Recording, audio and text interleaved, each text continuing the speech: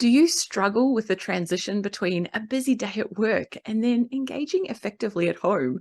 It's hard to be truly present with your partner, children, family, or housemates after a long, tiring day in the office or out in the field. But in this short episode, we're going to discuss a technique called the third space. The third space can help bring more balance into our lives and help us as enablers of change to be the person we'd prefer to be. Dr. Adam Fraser, in his book, The Third Space, Using Life's Little Transitions to Find Balance and Happiness, describes how he interviewed hundreds of successful people and discovered a common theme. They all were able to successfully transition from one role they play in their lives to another almost seamlessly. The first space is what we're doing right now, whether that be working or perhaps commuting to and from work. The second space is what we're about to do. And the third space is that gap between these two spaces. Different roles require different tasks and abilities. At work, we're often task driven and aim to be time efficient. Yet at home, we often need to be relaxed and connected with those around us. The third space helps us transition between these roles. This isn't about meditation or yoga, but about a technique that allows us to better cognitively switch between activities in our lives. It involves three relatively simple steps, each beginning with the letter R. So firstly, reflect. Think back on our day at work and try to make sense of it. Instead of focusing on what went wrong, think about these three questions. What went well today? What did I achieve today? How did I get better today? This optimistic mindset helps us deconstruct our day and reframe it in a positive light. Secondly, rest. Take a break and calm our mind so we don't have thoughts racing around our heads. This might involve taking a few long, deep breaths. It could be going for a quick walk around the block or doing Wordle on the bus on the way home. Thirdly, reset.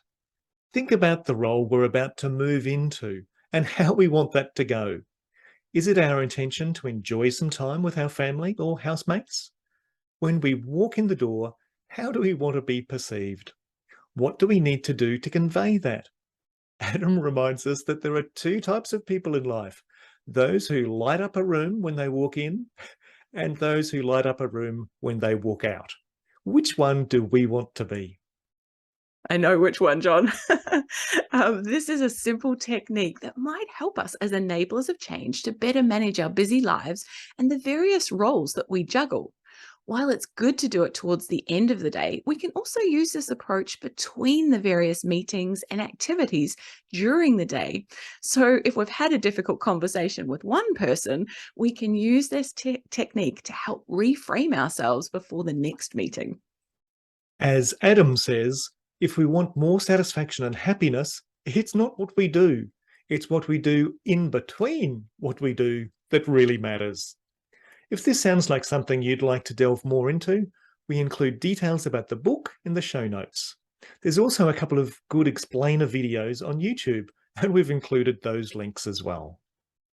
One thing that was helpful for me was realizing that the third space didn't need to be a long stretch of time, like an hour or more, but it's actually about building in some in between time.